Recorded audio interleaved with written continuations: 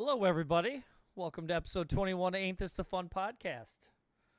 With us, as usual, on a bi-weekly basis, when he's available, not out gathering more awesome movies for his fest and generally enjoying himself watching movies. No? Wow. Well, Am I being too enthusiastic about it? I mean, I appreciate the enthusiasm as always, but it's a crapshoot. Sure. There's if you're very specific with the movies you choose, then you have a higher percentage. But if you just start watching all of them, No. What would you say you bet?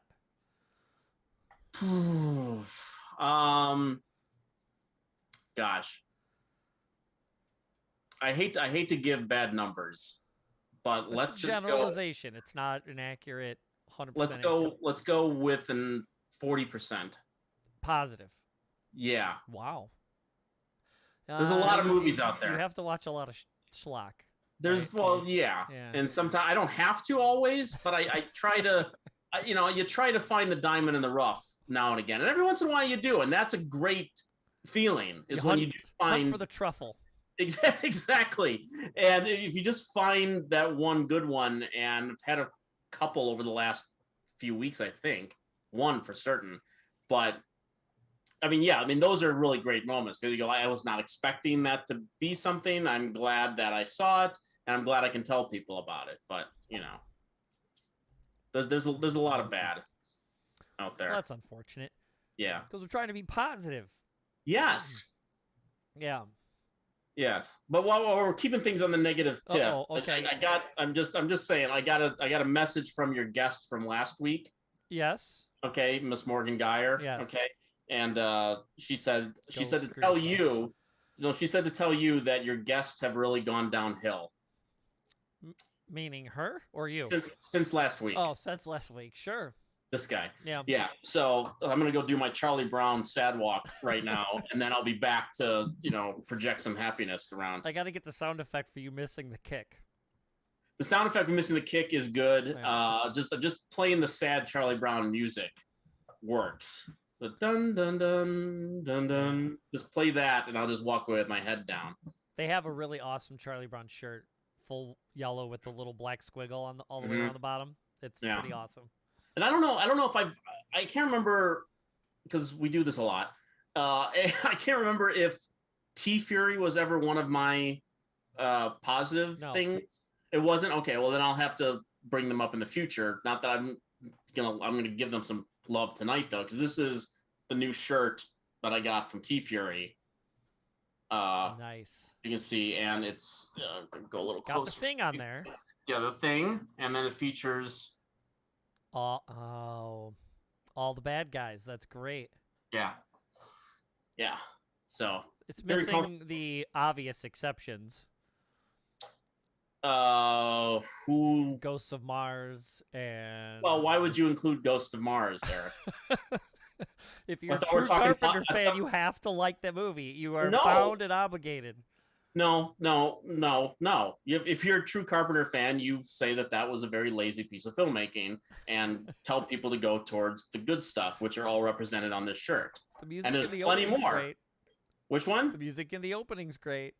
Yeah, just pure. Yeah, no, and Carpenter did the score for Firestarter, that new Firestarter movie. Oh yeah, really? Out. He did, him and his son and the one other guy that they've been doing concerts and stuff. Sure. And he's done he did it for the new Halloween movies. Okay. He did the scores for those, and that's always it's the only good thing about Firestarter. This new Firestarter is the worst movie of the year. Period. Worst movie of the year. Yeah, but the score could have used a better movie. The score's not bad.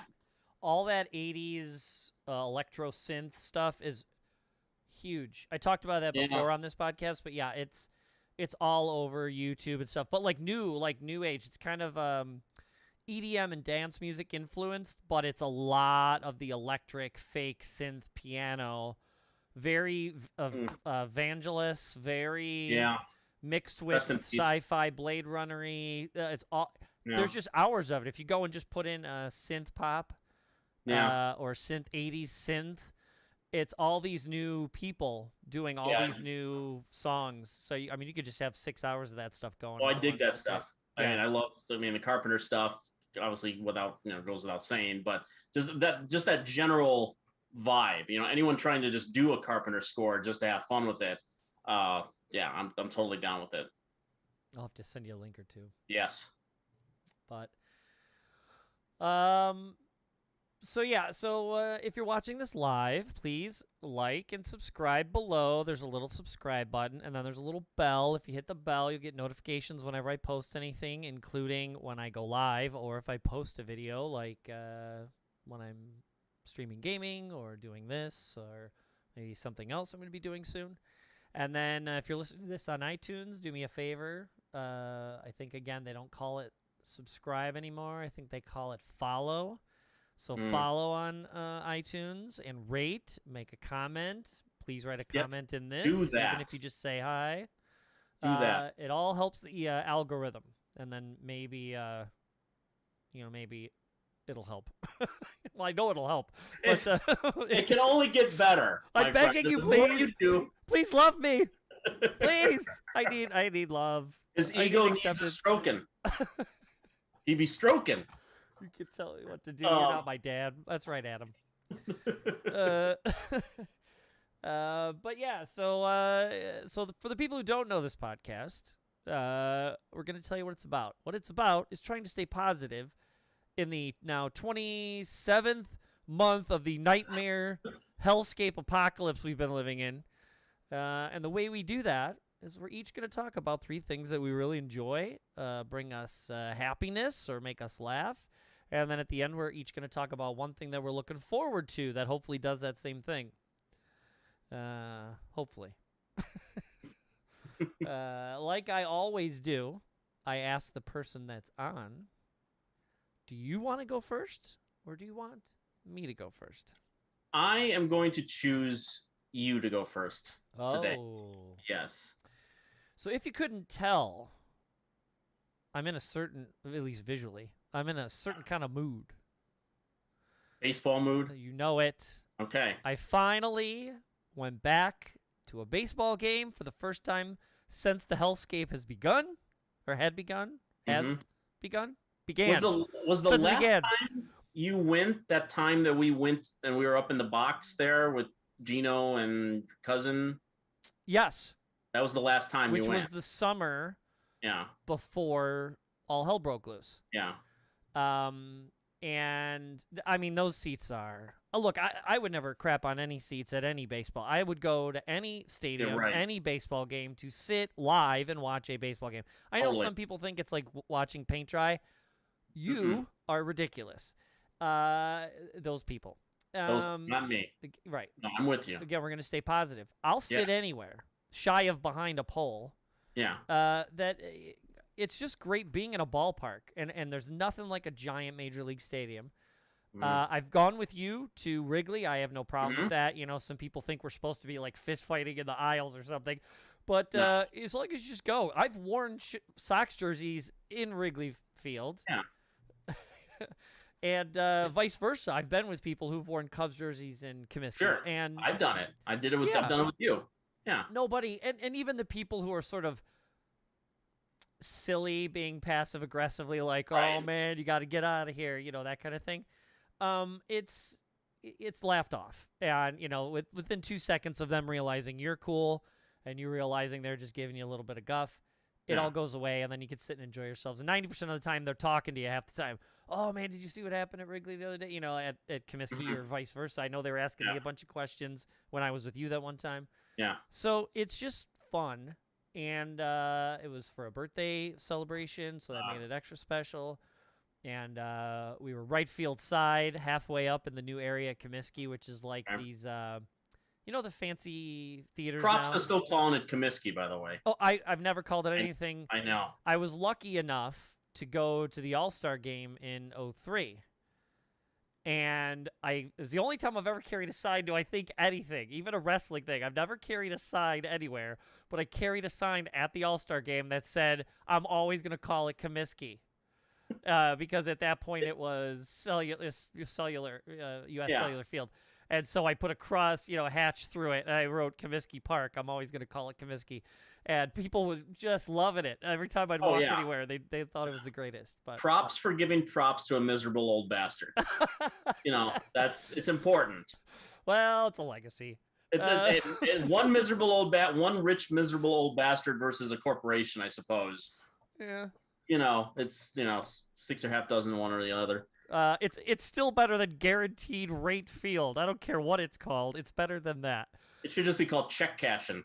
Yeah, I think there's one of the stadiums, either basketball or something, is called like Coinbase or something, like a crypto thing bought it. That's probably smart. Dumber. But Guaranteed that's dumb on a scale. Yeah. Guaranteed Rate Field is just a horrible name. I even didn't mind U.S. Cellular because eventually they just started calling it the Cell. Yeah. And that was even kind of neat. Like, it had some nickname, and you call it going to the Cell, or, at the Cell tonight, the announcers would say it. Like, that even became kind of cool. But I don't care. Guaranteed Rate's dumb. Anyway, I got to go. As a matter of fact, it's got the 75th patch. Yeah. From Comiskey on there. So I'm wearing that's the best Sox jersey as far as I'm concerned. The 83? I will always subscribe to that being my favorite Sox jersey, just because that's the one that I remember growing up. Sure. So that's the highlight. It's that 83-84, 83 for Sox, 84 for Cubs. Correct. It was huge. Mm-hmm. And those the crosstown rivalry prior to them being worthwhile games, those were really heated. Remember, they would running out on the fields. Like, it was those 2 or 3 years were really rough. Mm-hmm. And I remember going to them all the time, and it was a fun time. But I remember voting on this jersey, believe it or not. In the right field side, there used to be, well, there still is the area, but I'm talking old Comiskey, the part that's no longer there. You could still walk under the right field bleachers. And when you went there, oh, Adam, you just don't like baseball, you ridiculous person. And so the 82, was it 82? Yeah, because they still had the collard with the gothic white lettering that said Chicago, which is still one of my favorite because Fisk used to wear it. I still want to get that jersey one of these days. Sure. But they were still using those uniforms, which I liked. The collared Chicago softball jersey. And they wanted to go back to a normal baseball uniform. And at the right field side, they had 3 mock-ups, full uniform mock-ups of the colors and the design choices. And you got to handwrite your vote. And then, who knows if they actually calculated. But the big deal is the fans got to actually pick their uniforms. And this one won. And this is the one I voted for. And the gray variant is their warm-up jersey. Because when they would go away, it would just say Chicago. So the gray of the white variant is the warm-up one. Okay. And so, yeah. So, again, I don't sit and watch every game. And now that I don't have cable, I can't. So even if I wanted to. But now I'll catch Apple does it. I think YouTube does it. And something else. ESPN, they'll do like Game of the Week or something. And each one has one. And so when the Sox jump on, I try to grab it that way. Or at least watch highlights later. But yeah, we got to go. Right field side. This new bleacher area. It's kind of like the movie theaters with the pub seats, with the pub table, like bench style pub table. Mm-hmm. And so it's the whole one right field side, and you're hoping home run alley. You're hoping you're going to get a couple home runs your way. Yeah. So we got lucky, and for those who don't know what happens at Comiskey when a home run is hit, is of course the standard bearer of the invention of cool home run stuff at fields was the Chicago White Sox scoreboard blowing up and shooting all the fireworks off and the pinwheels lighting up. Well, now the scoreboard's like a third of the entire outfield, and so it's crazy when it happens. So not only crazy excited because he had a home run hit, because they only do it for when the White Sox do it. If the opposite team does it, they don't. And so when you hit a home run, you're already excited. Then they start shooting off fireworks and blaring horns. And now they flicker all the lights in the stadium on top of it and everything at the end. It's a great time. And the field, I know people used to call it a mall. I don't care. It's super comfy. It feels good being there. They darkened up the paint about 10 years ago on the field side, first through third, and then the outfield. Yeah. And the outfield now, they, look, they saw the writing on the wall. They threw a little ivy up and put a little thing in the middle, a little like tower over the center field home run wall. And so it's got a kind of little bit of Wrigley in there. But now you go to Wrigley and it's got Maybe we can fool them. The what? Maybe we can fool them. Well, if you I don't know if you've been to Wrigley in the past 2 years. That whole outfield. I haven't. No? Oh, well, no, 3 years, 4 years. There you go. Yeah. The outfield in Wrigley is half a mall now. They got all the vendors and the whole cooking area back there by the yeah, but they're behind they're not like visible to the. But they didn't used to have that. It was just wooden benches from foul pole to foul pole. And now it's like a mall back there a little bit. It's so they got a little. Easy to get dogs and brats and sausages and stuff back there. You got a little bit of Comiskey and Wrigley, and you got a little bit of Wrigley and Comiskey. They knew what each other was doing right, and they copied. They both did. But the good part is they won. So and 3 home runs. So I got 3 firework blasts. Nice. And then the end of the game, big fireworks because they won. Went with a bunch of friends. Yeah. Beautiful weather. A little hot getting there. Yeah. Yeah. But even with jeans on, because I knew it was going to get dark, even with jeans on at night, it was like perfect. Walking back to the car, a little hot, but perfect otherwise. Ride home's great. Traffic was relatively, decent because, again, you're literally next to the expressway. Again, unlike not crapping on Wrigley, but again, it's just easier. Like the parking's right next to the building. Yeah, you got to pay, but it's no more than you'd pay at Wrigley, and you're 12 blocks away. Yeah. You're literally right next to the building. You walk in, you're done. You walk out, you drive right around the corner, and you're on the expressway, and you're on your way home. You can't, or you take the L. The L, similar to Wrigley. Yes. The L's right next door, so you hop on the L, or you hop on it was a blast. It was such a good time. Yeah, I am probably making. It shouldn't be. It's more than probably. Basically, I got everything but the ticket right now. But I should be making my Wrigley reappearance next month. Nice. Yeah, we got some cooking right now, and we're just waiting for the final word on it for it to happen. And a few of us will be going to Wrigley to watch a game. And it's not gonna lie, it's been rough being a Cubs fan since they traded everyone last August. Or end of July, whenever that happened. It was not long after we moved into the new house, and they traded Rizzo and Baez and Bryant, and now everyone loves throwing up their stats this year. See, they suck this year. I'm like, it's still, I don't know if they would have sucked at Wrigley Field or they're not adjusting. I don't know, but it's been a rough season. 10-game losing streak.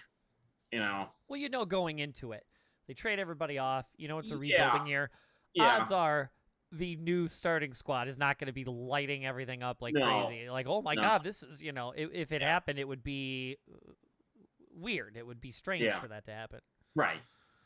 They were early on, they looked like they might be like an average team, and then they just kind of went in the tank and haven't quite gotten themselves out from under it yet. So, I turn on games usually on the weekends just to have it on. I like just for the atmosphere of it, which I love. I just love hearing it. I love, if I'm in the car and the game is on, that's what's on, not music. It's the ball game.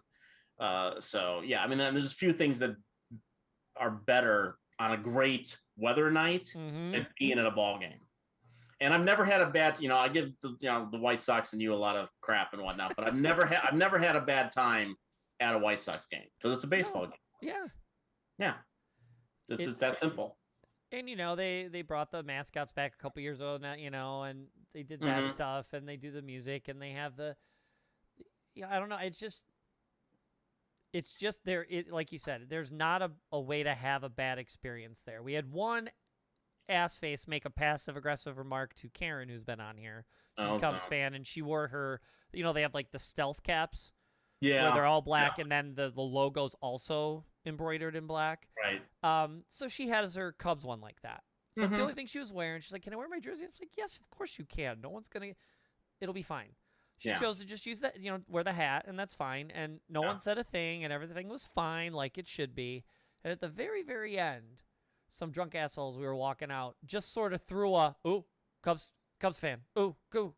You could tell he was drunk, totally red-faced, eyes glazed over like this, oh, like half closed. And he's like, oh, Cubs fan, oh. And she looked at me, she goes, what the hell was that about? I go, he's drunk. Like he's a drunk Pretty idiot. simple. But that's it. Like, he just made a silly, stupid thing, and we left. No one said anything stupid. Yeah. There were tons of people in Blue Jays, Again, less likely to have a bunch of weird, hammered people at a Comiskey game as well.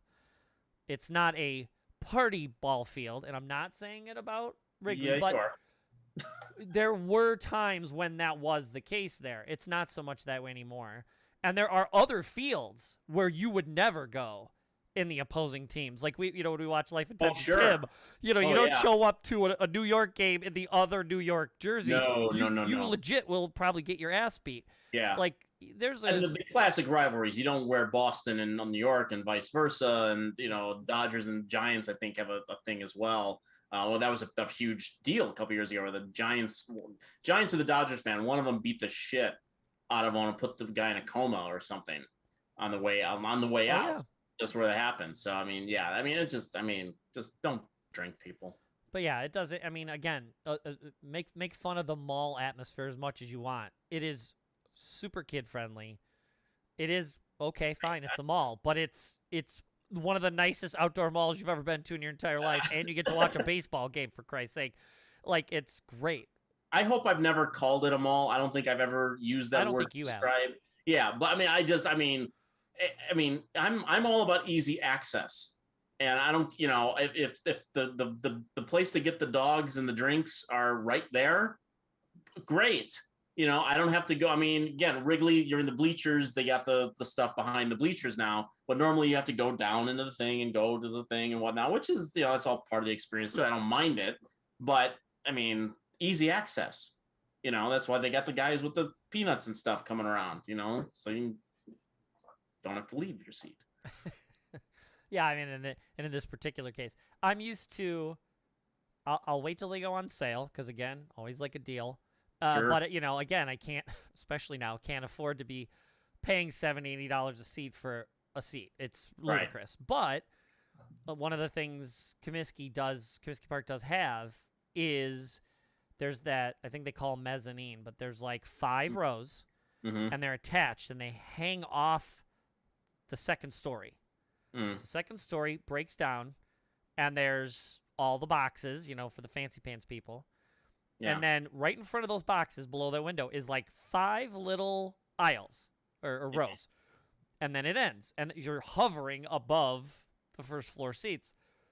Some of the best seats in the house, as far as I'm concerned. That's where we sat that one time. Those weird little 4 or 5 rows. Yes. My favorite seats in the whole place. I don't mind the outfield too. But if I'm going to sit on a baseline, I'd rather be elevated. Yeah. Some people like to be right on the field. I prefer to be I can see the whole field. Yeah. The wind's going up there, so you get a nice breeze. You're right by the booths, so it's hot. The air conditioning actually rolls out of that and hits you. It's the best seats now, so when you can get them like half price or last minute, so worth it. I had seats like that at Wrigley a few years ago. I went with Steve Prokopi and a couple of people that he knew, and the seat was right. It was like the first row, right over the edge and whatnot, and first base line. Great seats. The only seats I don't like, and not because of the view is fantastic, but anytime you end up with seats way up in any stadium, and usually the staircase is not quite right. Too steep? It's too steep. Yeah. I don't like it. I'm accident prone. I don't like that. I don't, I'm fine when I get in my seat, but I don't like oh my God, I better hang on, because if I slip, I'm going down over the railing and onto the field and the first row on the third baseline. I don't like that. Did you ever go to the old United Center, the original? What's not the United Center, whatever, the Chicago Stadium. Chicago Stadium, yes. Did I go there for a Blackhawks game? I might have gone there for a Blackhawks. Those are Blackhawks, the only people that played there. No, I don't think it was. No, I think because my first Blackhawks game was late. So, but I think I went there for the circus at some point when I was a kid. Yeah. Yeah, that was steep. It was a bowl. Like I never went. I don't remember going up very high. Boy. Oh boy, were they steep! It was like was virtually vertical. Yeah. Especially on the third deck, because it was I think a mid deck, first mid deck, and they were the decks were only like probably 3 to 5 seats away from the deck above it. So it wasn't like it was like United Center, big swoop.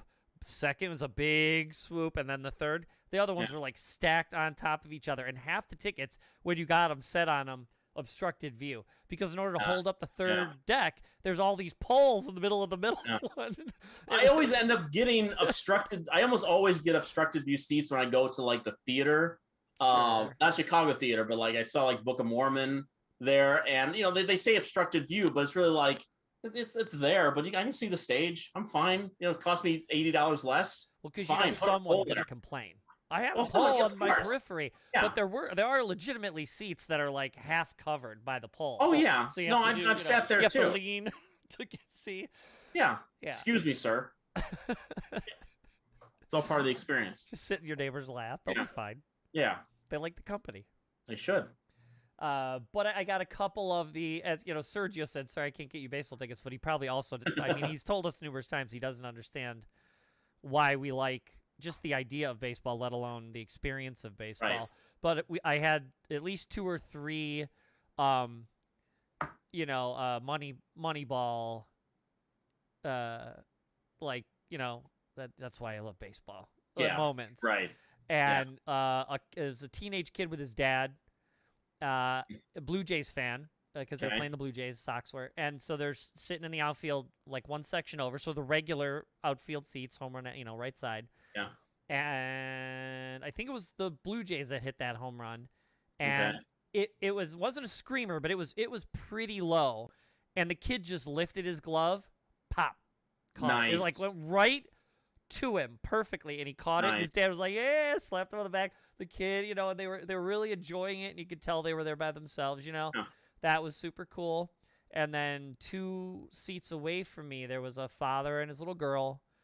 She was probably 5 or 6, maybe at the most, and she's got her little Sox hat on, and Dad's decked out like me, the hat, and the jersey, the whole deal.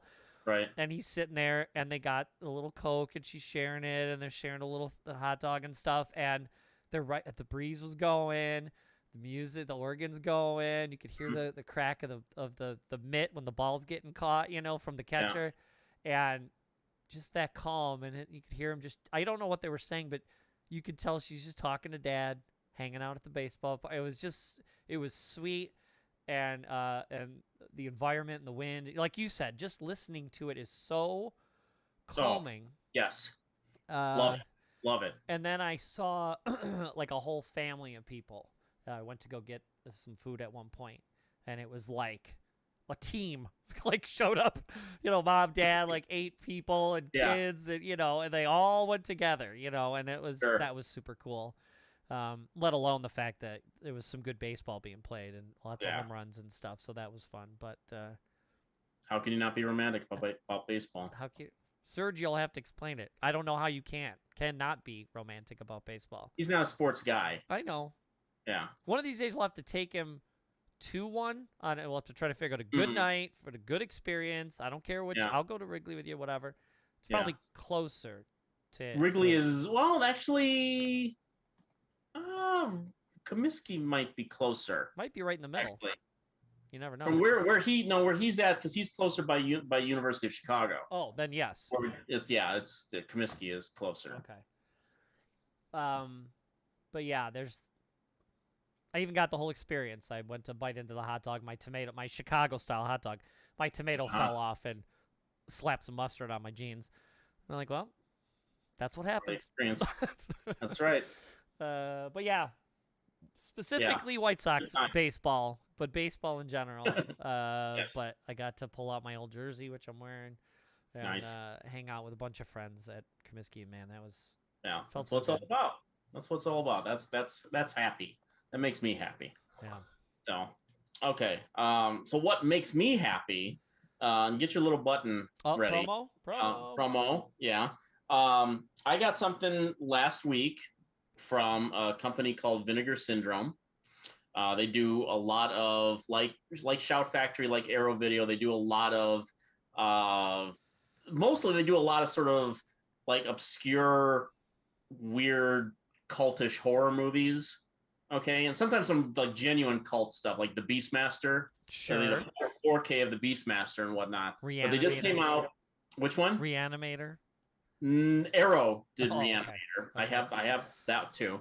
But Vinegar Syndrome just recently put out another 4K one, and it was perfect timing because myself and Jim Laskowski have been talking about doing another commentary track, not for this release because that ship has sailed, but just because we did one for the Last Starfighter a couple of years ago. Yes.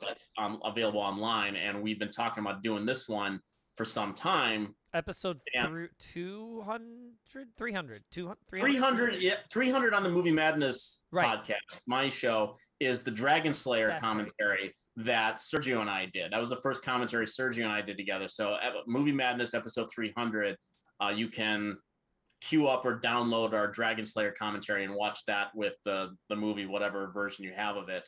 But so we did, Jim and I done one for the Last Starfighter, and we've talked about doing this for a while. If this one has never been on Blu-ray before, Vinegar jumped it right up to 4K. They went straight over the double dog dare and went right, the slight breach of etiquette went right to the triple dog dare. Okay. Really, at this point, if you're not doing it in 4K, it's kind of a waste. I think they're smart. That's a good move. It's a very good move, and I am so happy for so many reasons that this came out. What? What are you talking about? Yes. Shut your face. Yes. 4K, it's available. You have to go to their website right now, I think, to buy it. They're a little pricier, but I mean, if you just bought RoboCop, this should be on your radar. What's the inside? Open it up.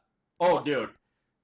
Okay, please tell me it's an Atari cartridge. Dude, I almost shit myself when I opened this up. Okay? Come on. Are you ready? Yeah, I'm anxiously waiting. Shut the... Oh my... It's even got a fake price tag on it and everything. Yes. So it's not officially a 5200 cartridge, but that's how it's packaged, which is exactly what the package in the movie looks like. Yeah. Yeah.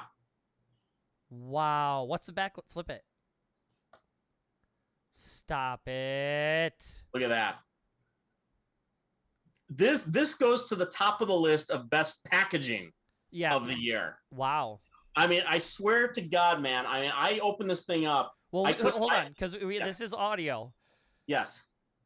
We're talking about an 80s classic, but more so cable 80s classic. You and I separately, without knowing each other probably at the time, probably each watched this movie 20, 30 times. Cloak and Dagger, what was probably meant to be a silly kids spy movie in the vein of E.T. and Indiana Jones combined. Like, you know, hey, you got kids and it's an Atari cartridge and they're on the run and you know, Cloak and Dagger.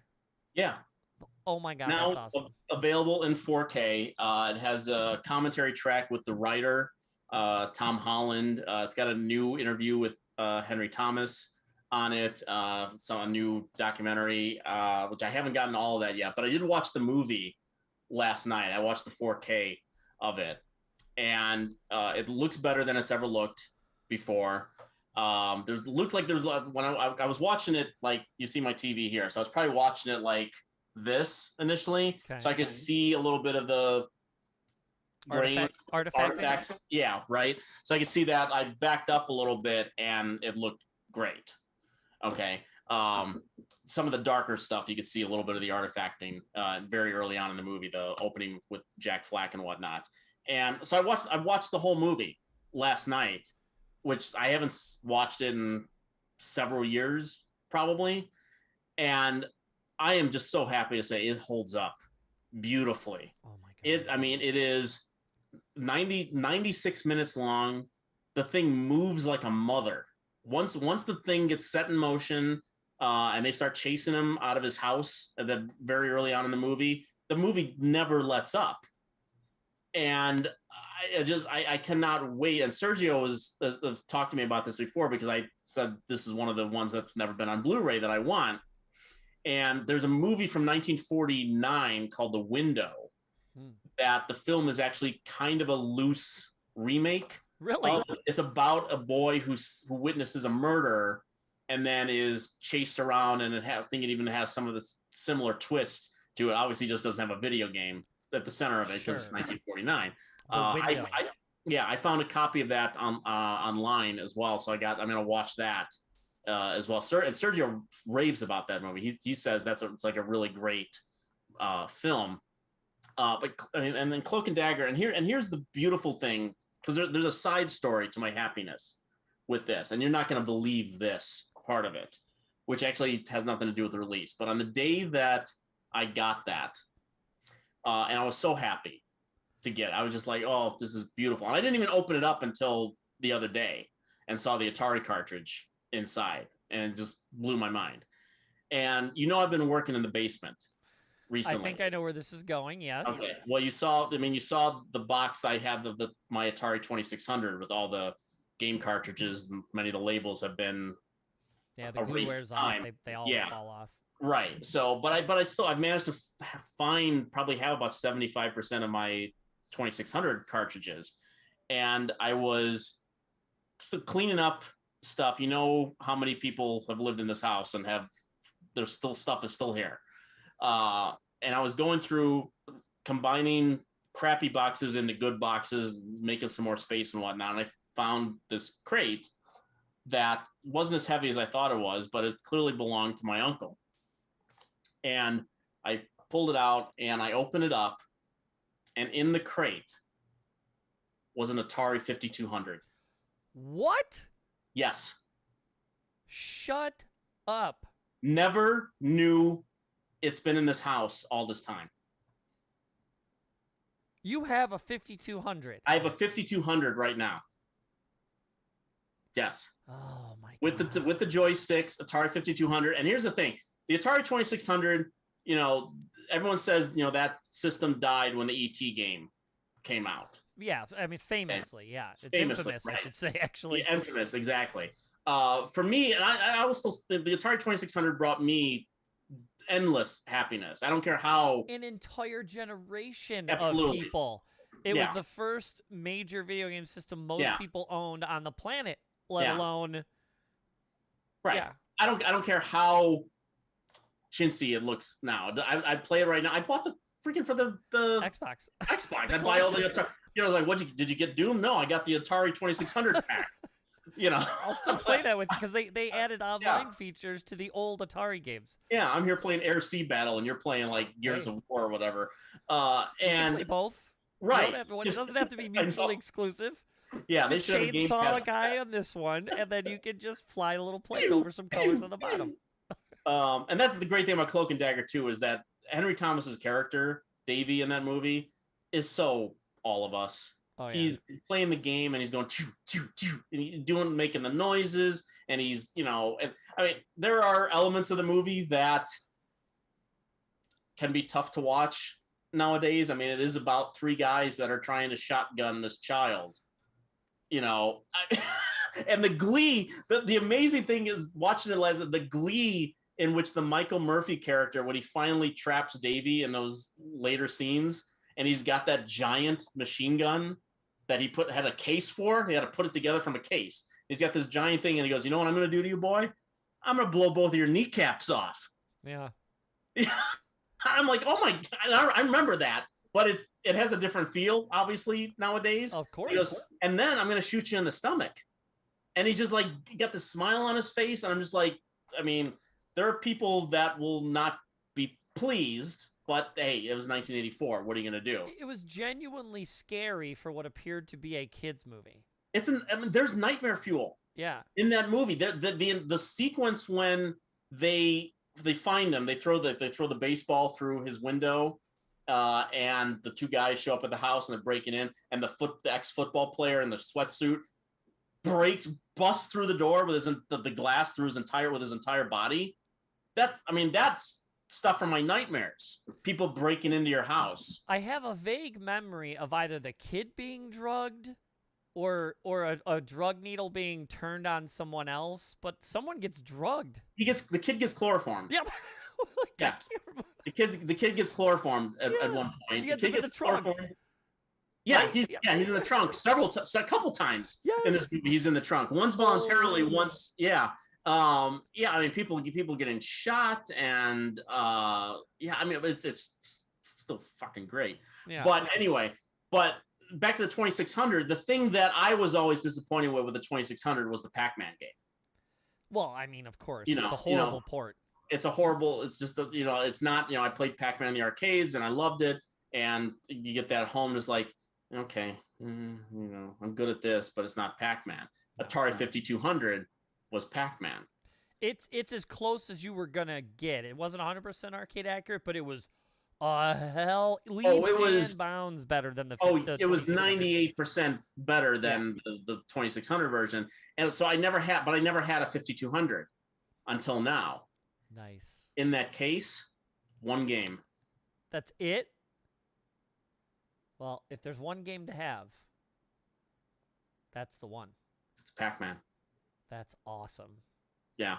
I haven't hooked it up yet. I don't know if it still works. I haven't hooked up the 2600 yet either. But yeah, so that exists now. And this package by Vinegar Syndrome is just terrific. That's a great cover alone. That one there. Yeah, it's a great cover. There's Morris on the back. Doesn't know that he's creating his little game in the background. Look what's on the back. Which one? The plane and the Atari 5200. Yeah, but look what else. Something that's getting very popular again. Well, the dice. Right. 20-sided die. Right.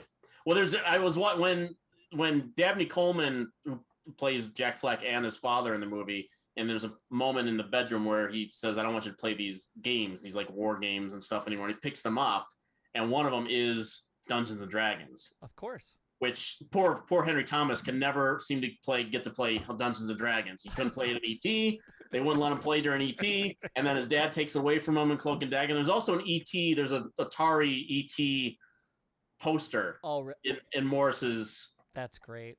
So they knew what they were doing, and again, that movie moves like a mother. It's the last 15 minutes counting down the time on the bomb is pretty ridiculous, but it all works, and it's crazy moving too. It's a story about a father and a son. Ultimately, it's a story of the boy whose hero is Jack Flack, and who does he model him after? His dad. That's just a wonderful piece of screenwriting right there, and it works. And for all the people that I'm going to spoil something now if people haven't seen Cloak and Dagger, but people always talk about 1984. One of the things that traumatized them as a kid is the horse in Neverending Story sliding in the swamp. That frequently comes up. I will put on that list Jack Flack getting shot. For the people who appreciated this. Yeah. I have a feeling there's a weird subset of people like you and me. Mm-hmm. People who really do appreciate this movie, because you couldn't avoid. It was one of those couldn't avoid movies on cable. It was on every other day for probably 2 years in the summer. It was on all the time. And if you were a geek, you liked video games and board games and Dungeons and Dragons and sci-fi and movies, this was right up your alley. And here's how I saw it too. I didn't actually see it on cable. I was aware of the movie. I'd seen the previews on television, and being the ET fan that I was, seeing that Henry Thomas was in a new movie, I just immediately, and like seeing he's being chased and there's a picture of a jet on it. I'm like, this looks really cool. I got to see this movie, Cloak and Dagger. I don't know what that means, but it's a cool title. And I was at a birthday sleepover, 4th grade. It was like 84, so like 85, late 84, maybe early 85. And so it was a sleepover, and the dad comes home and says, okay, I got to the movie for tonight, and it was Cloak and Dagger. And I mean, I swear to God, I was ecstatic. I'm like, oh my God, this is the best sleepover ever. And we watched Cloak and Dagger that night. I'm like, this is the greatest movie. Well, then you got the luxury of watching it every other day on cable after that. That too, which I did frequently. Yeah, I love that movie. I still love it. It still holds up. Can't wait to do the commentary with Jim about it. It's gonna be a lot of fun. I seriously, I mean, you and I mean, you know, I have a fondness for it, but it's not one of those things I always like, oh, I can't wait. Right. But now that I see that, I mean, I want it. But regardless, I think back, I held in a very fond memories of it, and I know I want to see it. But when I think it's probably been over 15 years since I've seen it. Easily, maybe even 20. Yeah. So if that's the case, I mean, that's a great way to jump back in. That's awesome. It holds up. It does hold up. So you got that for free, right? It's promo. Yes, I did. Okay. Yes. Put a little asterisk next to that. So. That's great. Well, Vinegar Syndrome. Look on the Vinegar Syndrome website. They do, a lot of stuff is limited units too. So if you are thinking about getting it, jump in on that as well. And they sell the Beastmaster and a bunch of other really obscure titles that I've never even heard of, but the packages are all like of that quality, and they're really fantastic. So they do some great work over there. One of the many companies still churning out stuff for the collectors, and it's great to see. I'll have to find some time tomorrow to figure that out. Figure out a way to scrape up a couple bucks. Yeah. Speaking of, I'm gonna try my transitions. Speaking of not having to scrape up a couple bucks. Oh, how much is that? A 10-cent one or a $1 one? Something like that. All right. Speaking of not having to cough up any money, I got to play one real quick game before I came down here. I think I mentioned it a little bit already once, but and we might get you to do something with me tomorrow pertaining to this. But there's a little silly, fun game that came out, I want to say about a year ago now, and it officially, what's today, Wednesday? Yesterday went what they call free to play. Before you had to buy it, and you could play it online with a bunch of other people, up to 60 at a time. Battle royales have gotten very popular. Lots of shooting games do them. So, you play 60 to 100 people, and you narrow it down to one or a team of two, and you're the team who won or you survived. This game is called Fall Guys. And you're not instantly thinking of a stuntman who drives a pickup truck. I was thinking Lee Majors immediately. Right. and Heather Thomas. You beat me to it. Yes, and Heather Thomas. There's no Heather Thomas and no pickup truck and no Lee Majors, although that would be a fantastic crossover, and they should do it. They should. Fall Guys is a fun little game you can play on any system, PC, PS5, Series X, 1X, PS4. But what they did, instead of making you pay for the game, a lot of these games have gone what they call free to play. So they'll give you the game. You can just download the game for free. You can play it whenever you want. Doesn't cost you a dime. The way they get their money out of you is these things called season passes. So every 3 months, you spend another $10, and as you play, you level up through the pass. And the idea is if you get to level 100, you've gotten everything out of the $10 you spent.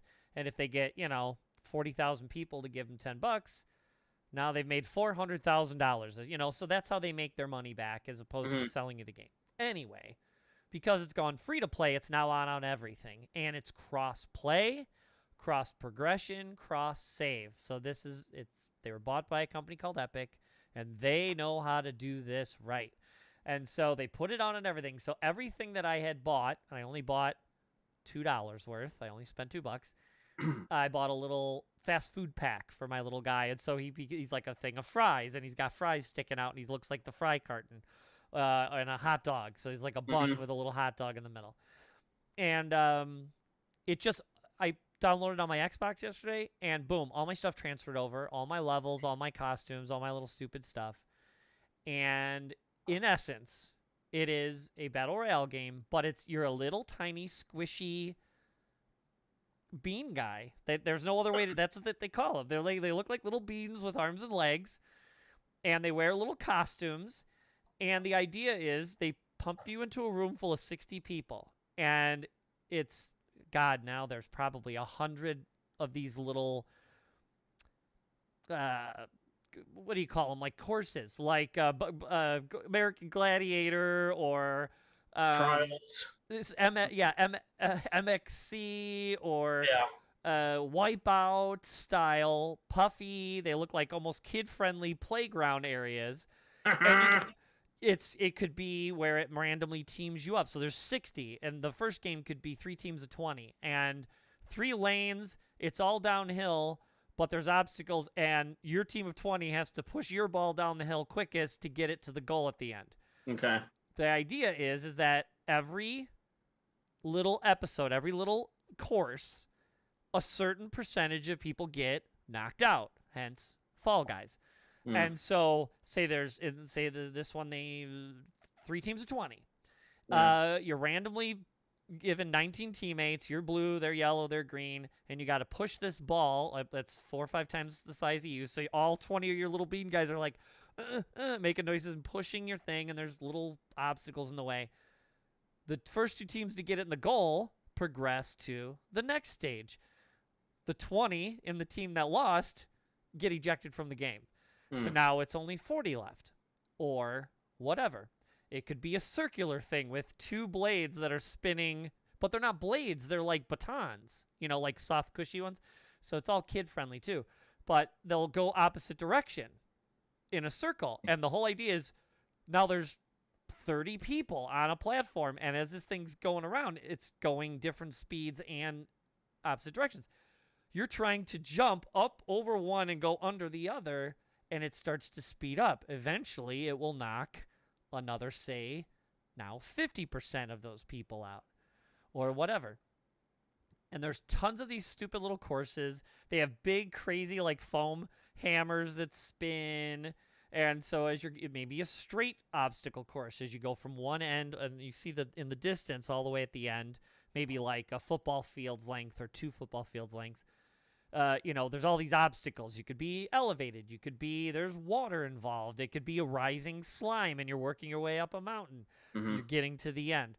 Circular ones, sports themes ones, soccer ones, tag ones, which is basically they put a tail on a third or half of the people in the room. Then it beeps, and then everybody's running around, and if you get close enough, you hit a button to grab. You could pop the tail off the guy in front of you. Now you have it. Well, now everybody sees you have it. So 50% have tails, 50% don't. And you're constantly running around these weird obstacle courses with hammers and fans and things and little feet that like kick you and launch you across the map. And it's just silly and fun and kid-friendly and family-friendly. And it's just ridiculous. No guns involved, no nothing. We talk about that. And as much as I like a good shooting game, this is just as silly and fun. And so I downloaded it, and I told Mrs. Fun to download it. And she couldn't get the download to go quick enough, so I played. But the entire time I'm doing it, she's screaming, "Oh, my God! Wow!" She's getting all excited because I'm getting kicked and punched and thrown and pushed around, and I'm running around trying to get it's just silly fun. And in a group, it's even more fun. So you can team up. I think the max is 3 or 4 in a little group. You're still one for all. Ultimately, there's only going to be one winner. Okay. But at least you can group up. So you can at least be in the same room, and you're all chatting together, and you're all involved. And if you get eliminated, you get to watch the 3 surviving friends kind of try to make their way through and stuff. It's just a silly fun time. Sounds like Squid Game for kids. Kinda, but no big shot in the face. No, right, for kids. Yes. Yeah. But yeah, it's just cute and fun, and now free. Wow, that's a great, that makes everyone happy. And I think they're giving away the first season pass for free, which is normally all these season passes and all these online games now are roughly about $10 every 3 months, which isn't a bad deal. Because you remember when we were first playing Halo 20 years ago, they came out with the map packs. They were like $20 a pop. Yeah. You'd get a lot of hours out of that. But in this case, it's like $10. You get your 3 months. You unlock all your little stuff in your 3 months, and you get something out of your $10. Even a kid can come up with $30 a year. And you get all the stuff they're kind of offering. They have extra fancy things you can buy separate from that, for $5 for this costume. Or like I said, I bought a fast food thing. So I was a burger, hot dog, and fries. And so it's a 2-piece outfit, bottoms and tops. And you basically look like mascots is really what it is. You look like little mascots running around, punching each other and pushing each other off of obstacles and you're trying to survive. It's a good time. I'll throw, like with everything here, I'll throw links to little videos or screenshots and stuff in the notes, both in the YouTube video and within the iTunes video. If you go down to the iTunes description, which is down below where you see your audio, it'll have full links, descriptions, and to even our personal info and anything we talked about that I can find a fun video for. Click on, it'll take you right to the video, and then you can pop right back to us. So, all right. But yeah, I'd like to stream some Fall Guys tomorrow. You don't even need Game Pass, but I know you have it. And it's only 3 gigs to download. Okay. It'll have to be later because I have to go see Elvis tomorrow. Oh, boy. Yeah, I know. Yeah. But yeah, I'm going to try to get as many people who'll get on with me over the weekend or, the next few days and get on and play a bunch of little silly Fall Guys. So, okay. Yeah. Yeah, I gotta write these games down. So I do that. Fall Guys, it's called. Fall Guys, not the Fall Guys or Fall Guy. It's not the Fall Guy. No one's on a truck or anything. No, although that is a brilliant. Like I said, they should totally do that crossover. Absolutely, they should. Yeah. Well, they've been talking about there's I don't know if it got canceled or not, but there's supposed to be a Fall Guy movie. You're aware of this? No. I don't think I'm speaking out of turn here. Where I think that they set up a Fall Guy movie with Ryan Gosling. I don't know if that's still happening or not, but that's in my brain somewhere. So I must have read that somewhere because I didn't dream it. It'd be funny to see if that guy that plays Jack Reacher in the TV show can do comedy, and they make it like not like Jump Street, sort of like. Or I'm sorry, you want something funny. Wow. Yeah. But you know what I mean? Like, it knows what it is. Right. But see if that Jack Reacher guy can pull off some comedy. Do you think he could? I don't know. I mean, it took me a little while to warm up to him. Okay. Yeah, I'm not wrong, by the way. There is a Fall Guy listing with Ryan Gosling right now. It's in development. So I don't know if that's actually going to happen. Oh, shit. What? Directed by McG. Never mind. A sign of quality. Yeah, exactly. Yeah, I mean, he might be. I mean, he does get genuinely funny, but he's kind of sort of funny in small bursts. Like he gets to throw an insult here, an insult there, kind of thing, and he's always kind of better when he's, just being Reacher. Sure. But no, I definitely warmed up to him in the show, and I think that I liked him enough that I want to see the next season of that. So I'm good with him. Yeah, what the hell? Give him a shot. I don't care. I only say that because the dude is massive. Yeah. He's built like a brick shithouse. But like, now that you say Gosling, as much as it's like, it'd kind of be funny to have like a big crazy burly, like overly big guy on purpose, like to be ridiculous. But Gosling can pull off some pretty good comedy, so that might be kind of interesting. Gosling would be great at comedy. I don't if you've seen those. I'm not speaking out of turn here either. Have you seen those Barbie stills that got released? He's playing Ken in the Barbie movie. Yes, I know. Yeah, I mean he may not be Jack Reacher, but he's doing fine. He's doing just fine. Yeah. That Sergio's putting McGee there. Joseph McGinty is his name. It's over. He doesn't he doesn't deserve a nickname like McGee. Just bad. He was TV action guy there for about 5 years. He was on everything. He did Charlie's Angels, and I'll stand by the first Charlie's Angels. I think that movie's kind of fun. But everything he's done. Amber Thiessen TV show, was it Fastlane or something? That was him, wasn't it? Good call. I think that was a G4 exclusive. Fastlane. Well, there was a Fastlane was on Fox. Okay, initially, and maybe they. I mean, I know they didn't pick it up because that show only lasted like 6 episodes, if that. I think, and I watched it because of Tiffany Amber Thiessen. But yeah. So, anyway. Speaking of television, though, I try not to talk about TV here until a season is over. Okay. Don't ruin Stranger Things. I'm not ruining. No, I've not seen the end of Stranger Things. I think that they're playing Stranger Things very close to the vest, from what I have gathered in the last 24 hours. Just say that. Okay. I don't think they're sending out advance to anybody of those last 2 episodes. Yeah, unless I'm not that special, but I'm a little special. So I should put an asterisk that says no promo. Well, no. The TV. Yeah, what I'm going to bring up now is part of a subscription that I've paid for. So there's no. I did not get any advance. The season is aired and is out there for everyone to see. But I haven't had an opportunity yet to talk here about Barry on HBO. That's right.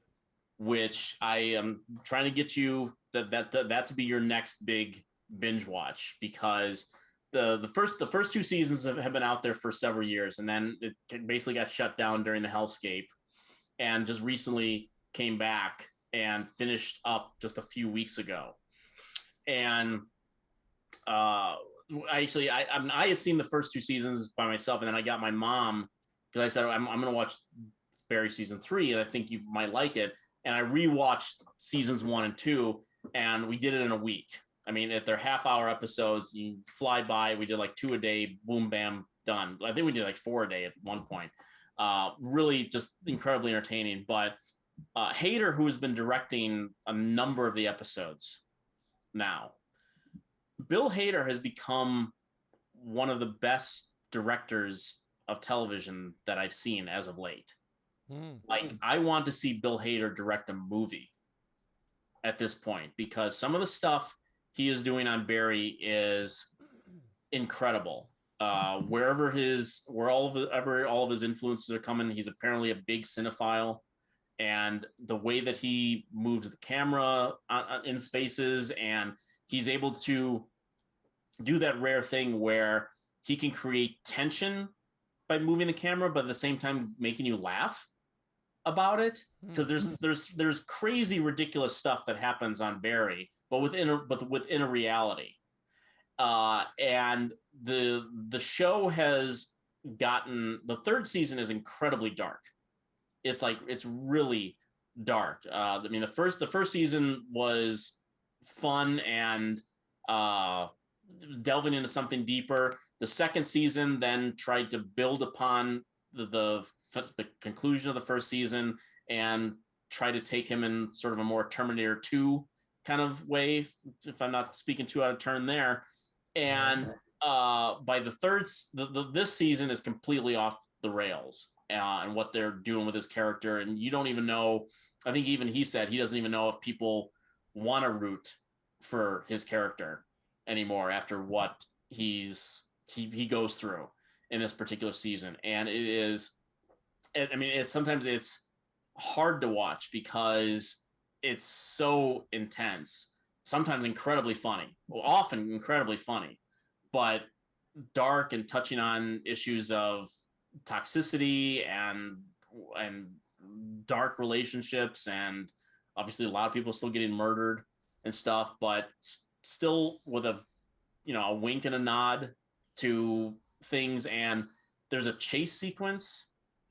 First of all, in the 2nd season of Barry, there's an episode, I think it's episode 6. There are only like 8 episodes too. So again, you can fly through this series very quickly. And episode 6 of Barry of season 2 is one of the craziest, action-packed filled, nutty pieces of half-hour television you have ever seen. It is just, you want to watch it again when it's over. That's high praise. Yeah, seriously. And I don't know if he topped it in season 3. I think it's episode 7. six or seven of the episode of season 3, but he may have matched it, and because there's a motorcycle chase that is better than 98% of action filmmakers working today. Unbelievable stuff, shootouts and chases, and a lot of knowing satire about the Hollywood and the industry. Really funny stuff there. Henry Winkler killing it on the show. So good. It's so great to see him, an icon of our youth in many ways from Happy Days. Well, in a weird way, this is kind of his his second renaissance, his third, because you had Fonz, who was a national treasure. Yep. There's video on 8mm around here somewhere of me going, hey, like that. Because I loved Fonzie. And then Scream made him super popular again. Scream brought him popular, and he does the hair thing in Scream. Yeah, too. But all of it, like, people were like, wow, he's really funny. And I was like, yeah, it's Henry Winkler. Like, that guy's awesome. Mm-hmm. And now, when he got this show, and everyone's like, oh, I wonder what Barry's like. I remember by the end of the first season, people were like, man, Henry Winkler's great. It's like, yeah. Won the Emmy. He won the Emmy. So did Hader. Yeah, and again, the stuff that they put him through and his character, it's amazing. And again, there's really deep stuff going on in the show. But again, it doesn't. None of it. It never feels like homework. It feels like you're watching one of the best shows on television, which it absolutely is. And I think Severance and Barry, I think right now are my two favorite shows on television. So those are the ones that I put up on a very high pedestal right now. And I'm telling you, man, you'll fly through it. You'll get through it. You could get through it in 2 days if you really wanted to. I think Mrs. Fun would like it very much too, because it's dark, it's violent, it's hilarious, and and Hader's great too. But again, the stuff that he's doing as a director is really kind of next level stuff. There's a woman named Michelle MacLaren, who you probably saw her name on a number of Breaking Bad episodes. Oh, okay. She was originally supposed to do Wonder Woman. Michelle MacLaren. She's very the original Wonder Woman. The original movie? Gal Gadot. Oh, really? Movie. Yeah, and she was initially attached to it, and she fell out because of creative differences, and that bummed me out because she's arguably maybe the best television director working today. She did a lot of Breaking Bad. I think she did some Better Call Saul. Anytime I've ever seen her name on a television show, I'm like, oh, we're in for a good episode. Yeah, but Hader, right there. He was always one of my favorites when he was on SNL. He came off as someone who, I think his interview on Stern was the one I saw where he talked about how even until he left SNL, he has horrendous stage anxiety. Yeah. And he would throw up before every show began. He would work himself into such a spiral that it would make him physically ill. Yeah. And then he would just run out and do it, and then as soon as it was done, he'd be fine, and then, the next week would go on. But the second the cameras, 15 minutes, whatever, dressed, and then he's like, yeah, there were times I would throw up literally right outside the first, skit. Like, I'd throw right up, and then I'd walk out.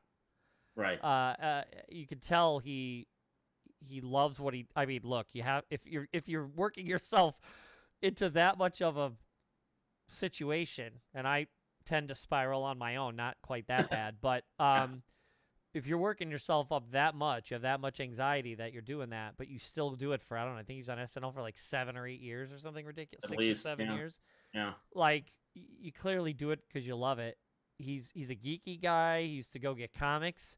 Him and a couple of the guys I always talk about walking down the street to the Big Apple Comics, getting comics, and go back and reading them at 30 Rockefeller.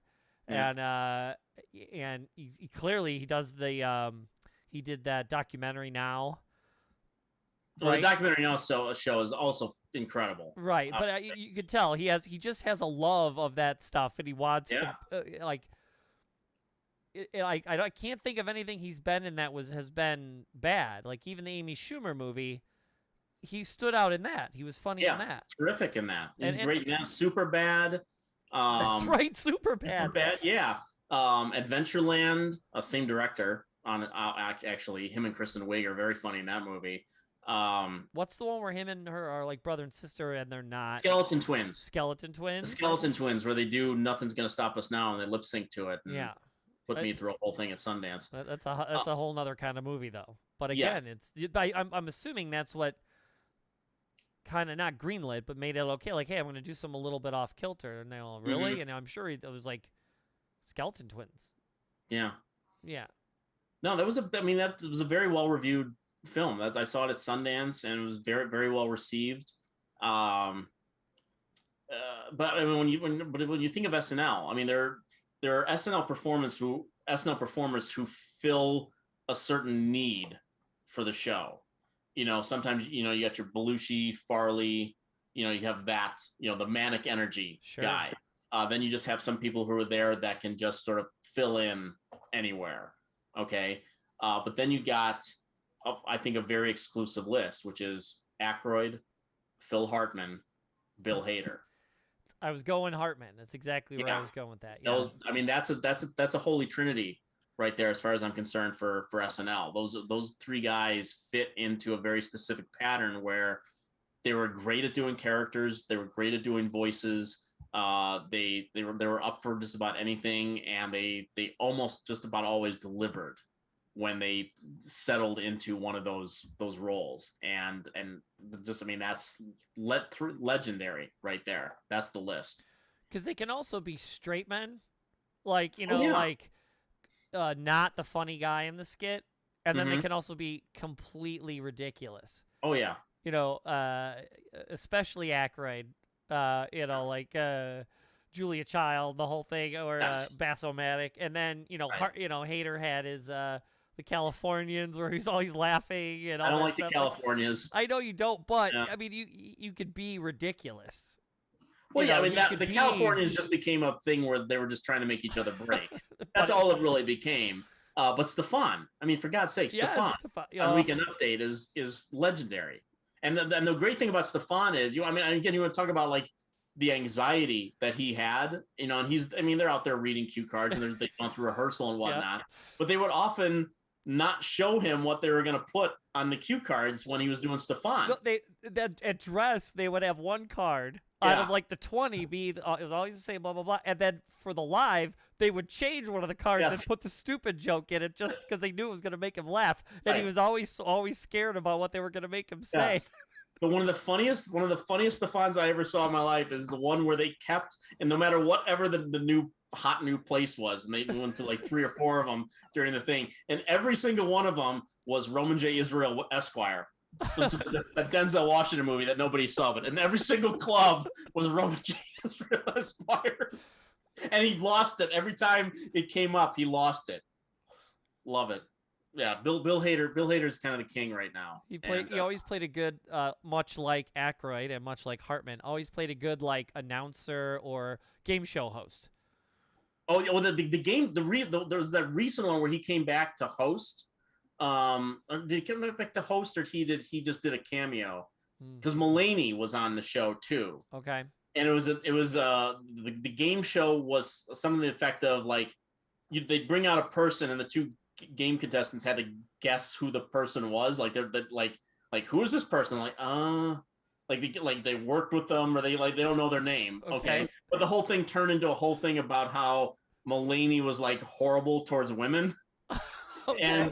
And Hader is like this. You have to. I'll send it to you because the Hader responses in it are just so fantastic. It's just like, you know, I don't even want to spoil it for you because everything that Hader does in that sketch is just laugh a second.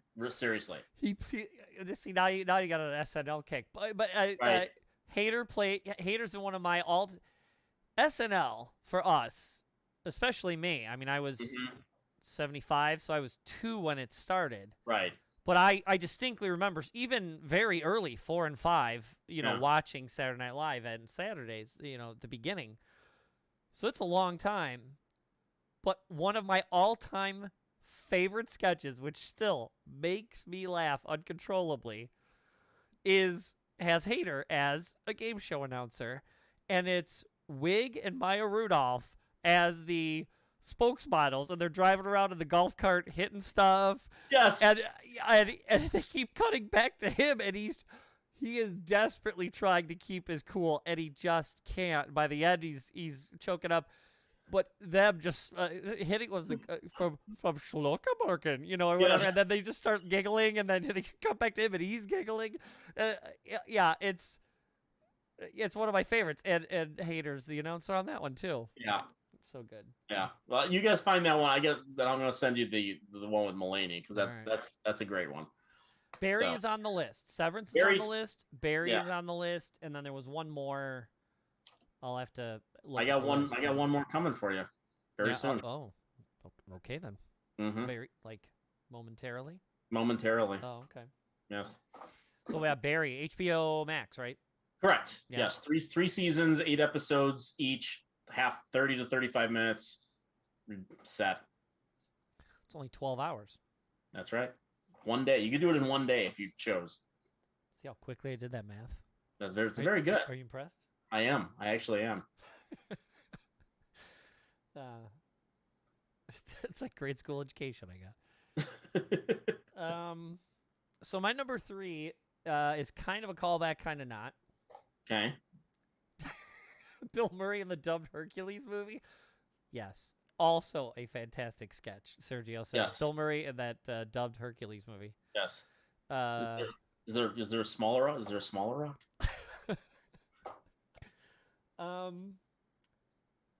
So I mentioned before that Mrs. Fun plays this game. It's one of the few games I will sit and watch her play. And it's called Animal Crossing. Yes. And it's on the current machine from Nintendo called the Switch. And it's basically a little animal simulator. And you move into, in this case, an island. And you're flown in by a bunch of pelicans that have their own silly names. Yeah. And then you take over the town, and you basically owe Tom Nook a whole bunch of money, and you buy a house, and you're an indentured servant to him, unfortunately. But it's really just silly. It's an island builder, and it's about meeting little friends, and there are all these little anthropomorphic animal people, all different kinds, giraffes and mice and bunnies and all kinds of things. And they all have really normal names, like Yvette or Robert. But it's like kangaroo, and they all say funny little sentences to you and stuff.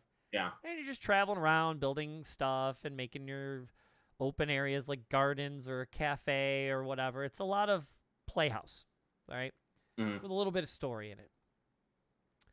Well, this is like the 7th or 8th game. I think Adam might still be in here, even maybe Joanna. One of them might be able to tell me what number it is. I think it's like 6. There have been many games before it, at least 4 or 5. And Mrs. Fun's birthday was pretty recently. And so I went about, she became so involved, and she's like, "Are you playing your island?" And I said, "No, not really." She's like, "Can I play your island too?" I'm like, "Sure, why not?" So now she's playing her island and my island on the Switch because I hadn't done a bunch of stuff she had already completed, so now she gets to play that all over again. And so I thought about it. I'm like, what'd be interesting is to get her one of the older games to see if she would still be as interested. So I had a Nintendo 3DS sitting around that I haven't played in a while. And Adam, who may still be in the room, did me a huge favor and searched around and found me a boxed copy of about an 8-year-old version of Animal Crossing. Oh, wow. And so, yeah, that's what for those watching the video, that's what the little anthropomorphic people look like. This is Isabel the dog. She works at the mayor's office. Of course, why not? And there's your little townspeople, and there's a little pelican mailman and all this stuff, right? And so I've often, because I didn't play them, I've often shown her, like, there's stuff that's not in the new game that she's now aware of. I'm like, there is no post office. You don't have the mailman guy. There's this guy, that guy. There's a tons of characters she's never met or things she's never done. She's like, oh, Well, Adam found me this, so I presented it to her on her birthday. Best little bit of money I ever spent in my life. She was so happy. I cracked open my old 3DS, charged it, reformatted it. She put the game in, immediately starts up. It's not an island. It's a town. Coastal town, though, of course, because you need water to fish. But it's a town, and you come in by train.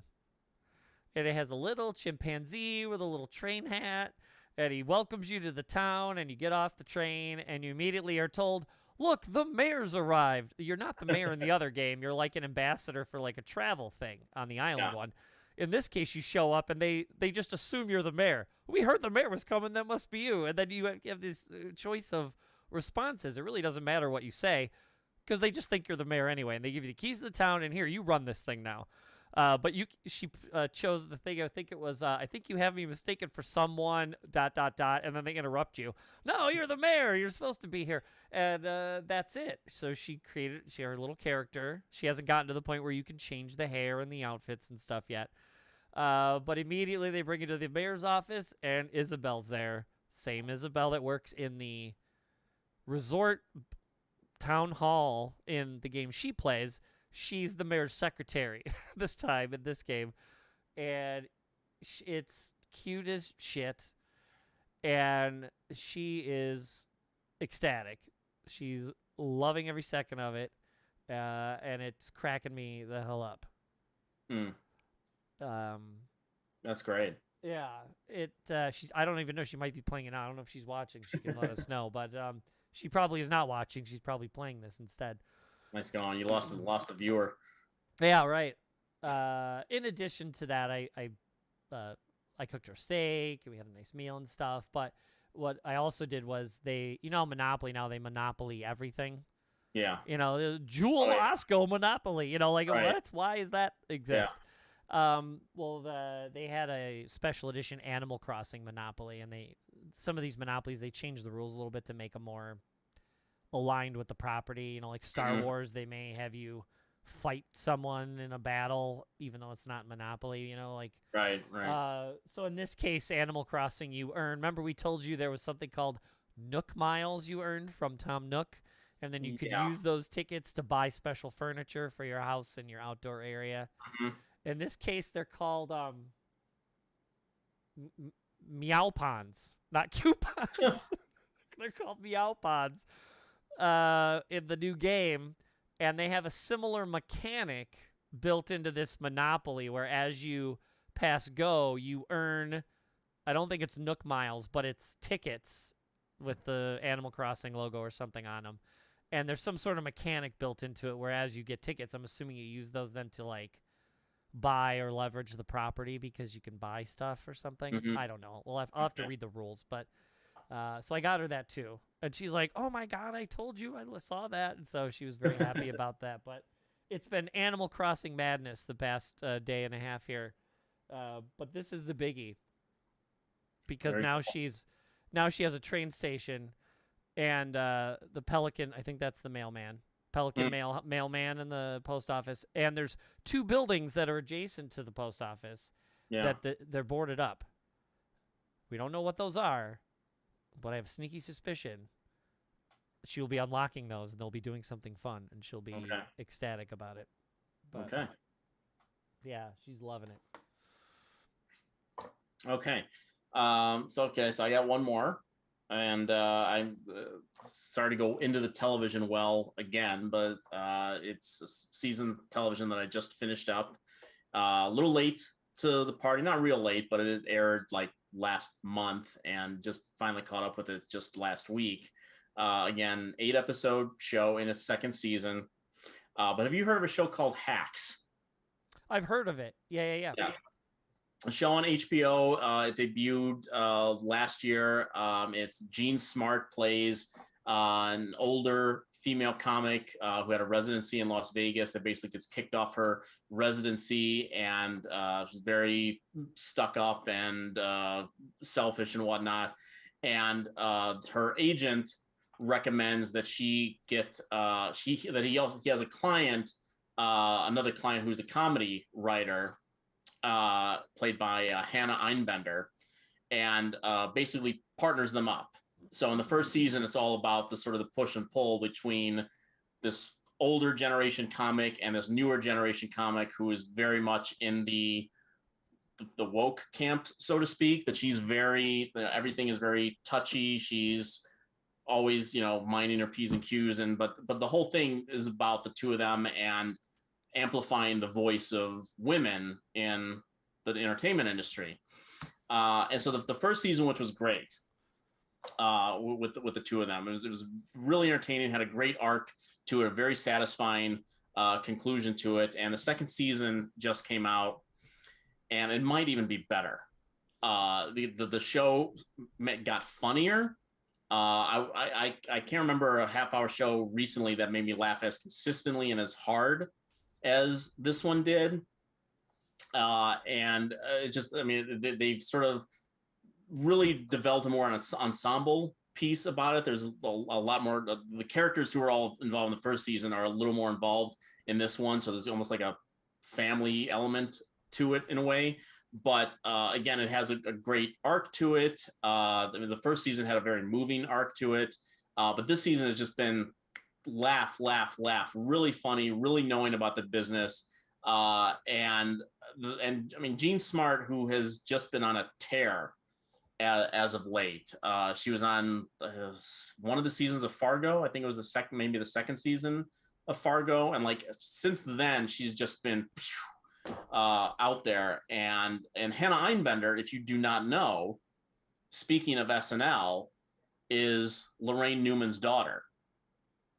Oh, really? Yes.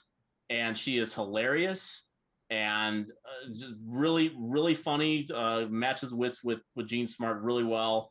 And this is very high on my comedy list right now as the show Hacks. Again, 8 episodes each season, terrifically funny, very, very easy to watch, and just two women on the show. There's more than that, but the lead 2 women on the show, just absolutely fantastic. Deserves all the accolades, and was just recently renewed for a 3rd season. So it's popular enough to keep going, and I can't wait for it to come back because it is so funny. I had a great time watching it last week, and and that's one of the shows that I want to just keep putting on people's radar, because it is the more people that talk about the show, it's just great. It's just great. Hacks. I'll have to put that on the list. There's only 1 season though, right? 2 seasons now. 2 seasons. Second season just finished last month, I think. But again, 8 episodes, they're half hour, 35 minutes. Boom. That's not bad at all. No. I don't know why, but I think because it has to do with comedians. When I think of Hacks, I keep thinking of Mrs. Maisel. I hear that's good as well, or majority of it can be good. But for whatever reason in my head, I think it's that. But I know I've seen the preview for Hacks. Mm-hmm. The other thing it makes me think of is the movie with Tiffany Haddish and Billy Crystal. Here Alone? Because that's sort of a generational. Obviously, there's a whole nother issue going on. He's a comedy writer in the show and the movie. Alzheimer's or something, and and she kind of starts. It's a whole nother issue, but right. It's the 2 ages of comedians kind of dealing with things and talking to each other. So I bounce around, but I know I've seen it, or at least the preview of it. So. Well, heck, Mrs. Maisel's on its 4th season now. I was late to the party on that one. There's a lot to enjoy in Maisel. The 3rd season kind of rubbed me the wrong way, but in the 4th season she apologizes for it eventually. So I'm like, okay, she apologized. But just to you personally. She didn't apologize. Well, she does apologize to the camera, so I assume she was talking. She to really me. Does? Well, not just off center.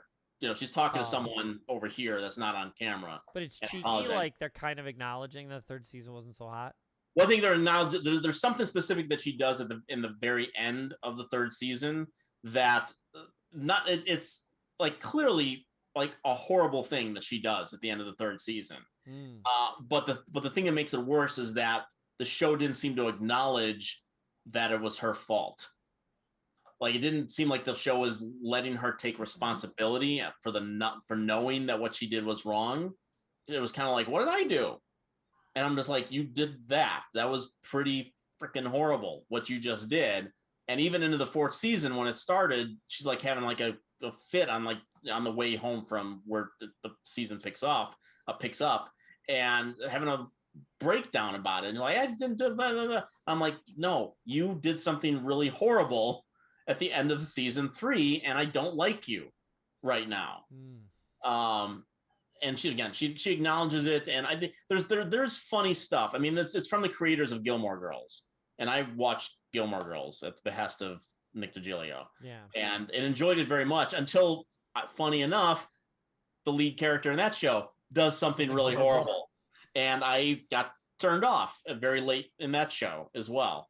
So maybe it's just a thing. They let their lead characters do something horrible that pisses off the audience, which can be done. There's nothing wrong with doing that, but you have to at least acknowledge it. At least you acknowledge that the person you liked actually might be a horrible person, and you don't admire them and don't understand why that person is a bad person. Yeah, let's not play. No, we're not going to get into that, but yeah. No, I don't want to. We're not going to get into there's a whole myriad of things we can get into with the Upper West Side woman who's now needs to be acknowledged. Oh, I'm not talking about that.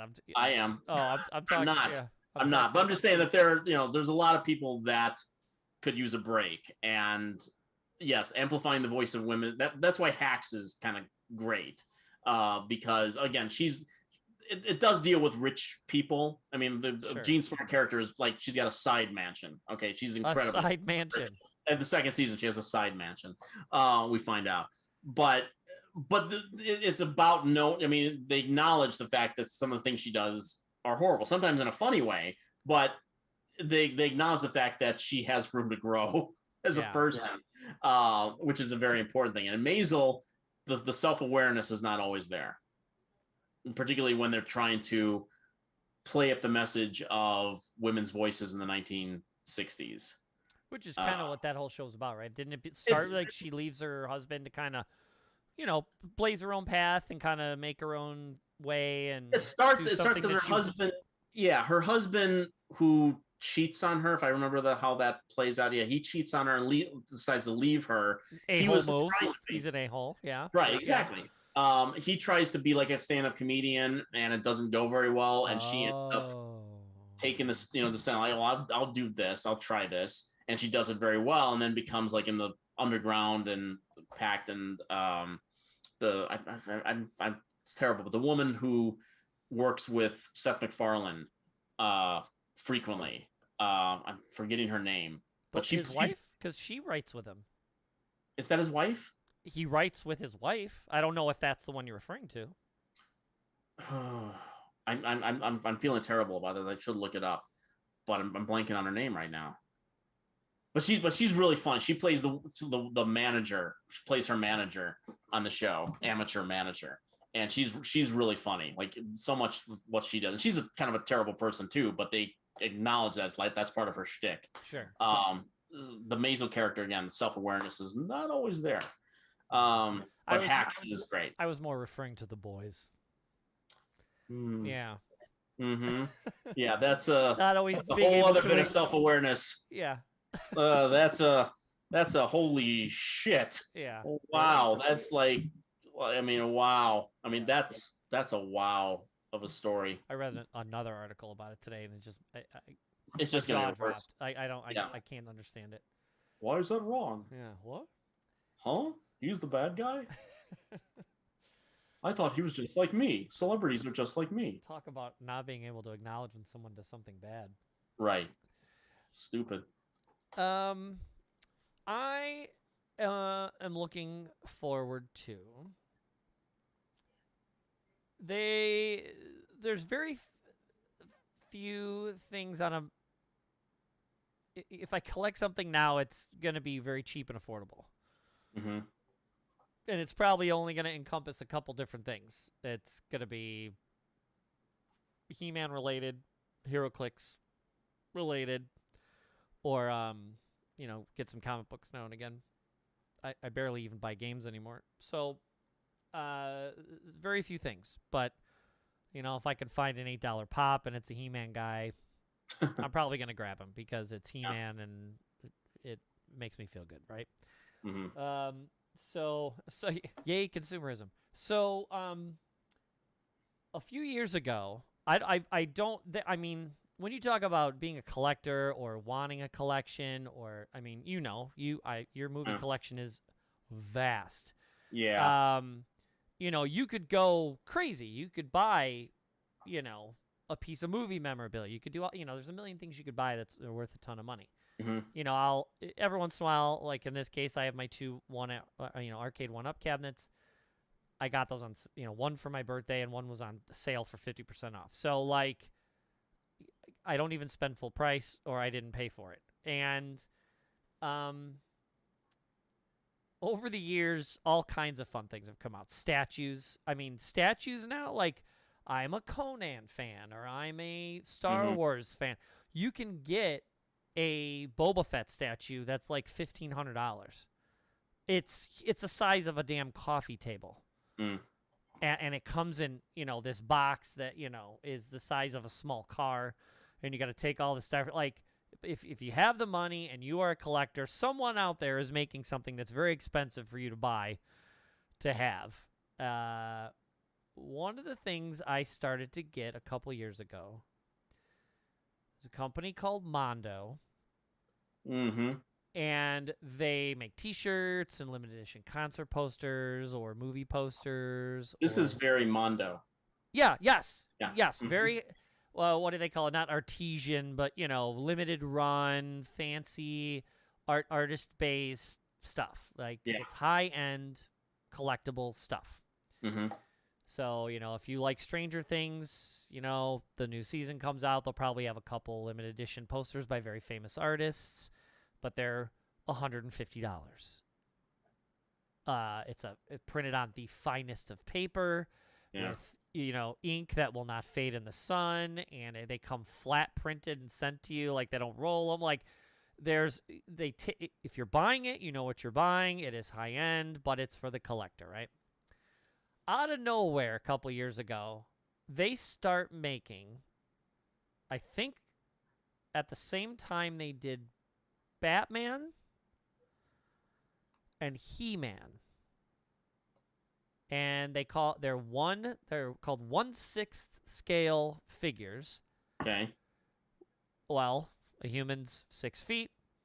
These things are 12 to 13 inches tall, and they're made with the finest of plastics.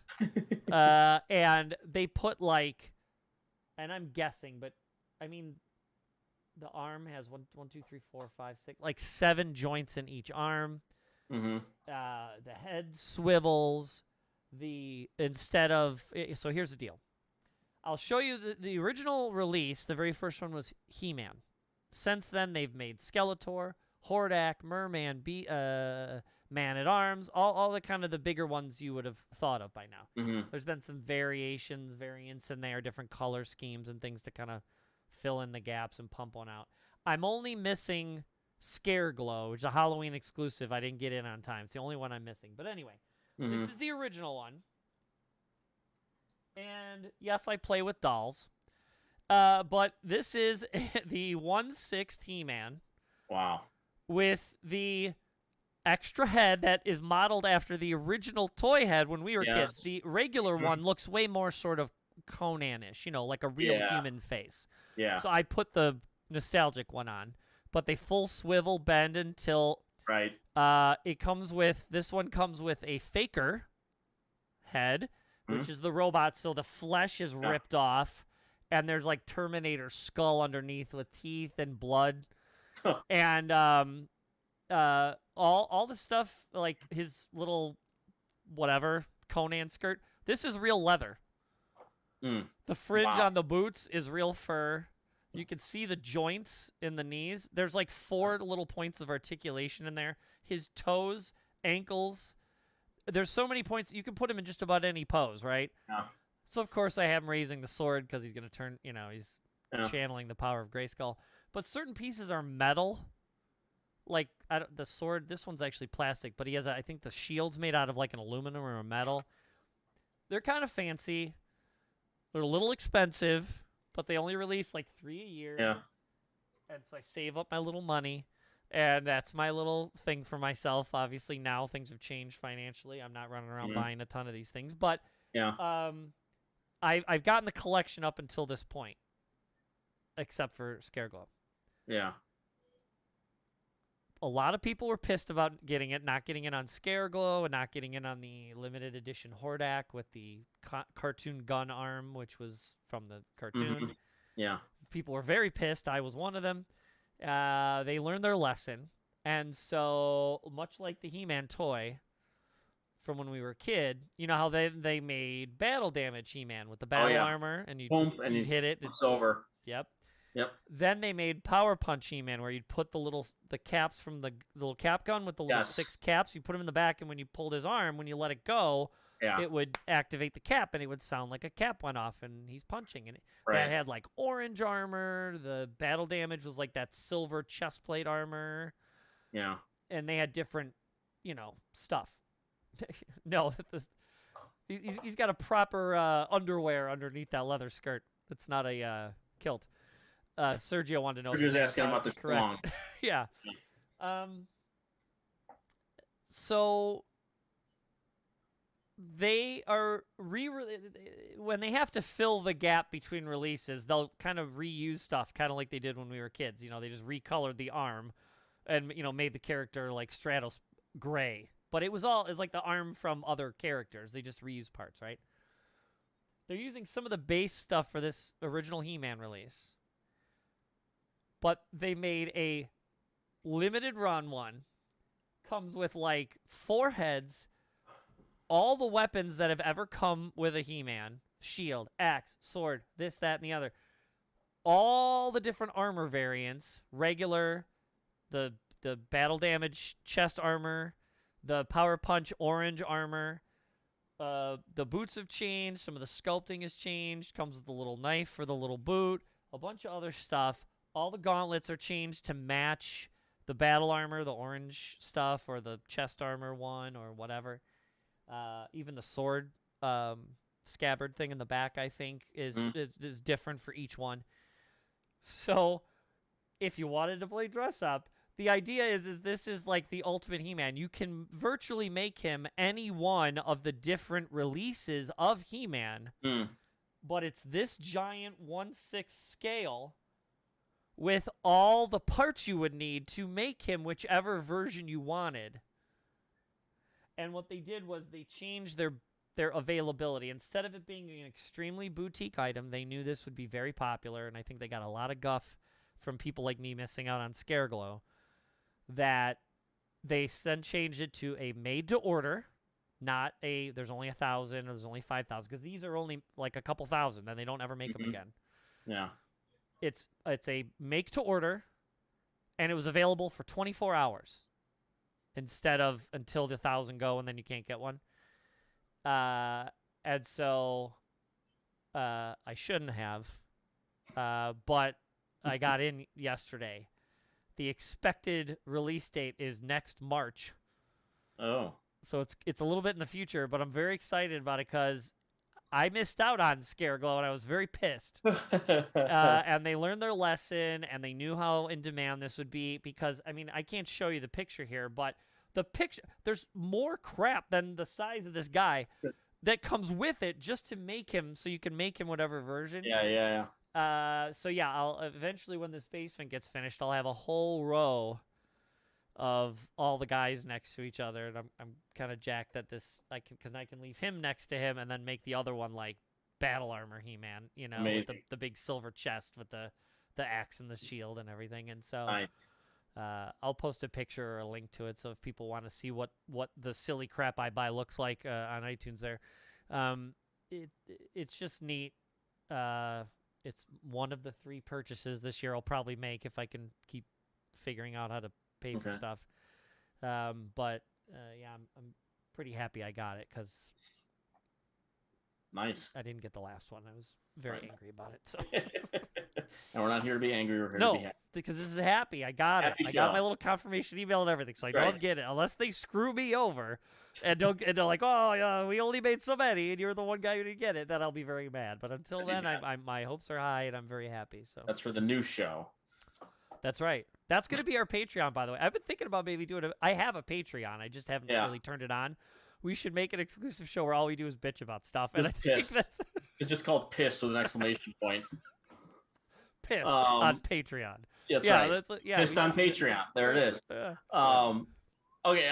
So what I'm looking forward to first, if I made 2 quick plugs as part of 2 things. Do whatever the hell you want. I don't care. One, I think I mentioned it the last time on the show. It might have even been during the segment, but now there's a date attached to it on July 5th on WHPK Radio. Oh, yeah, yes. I did mention this. Okay.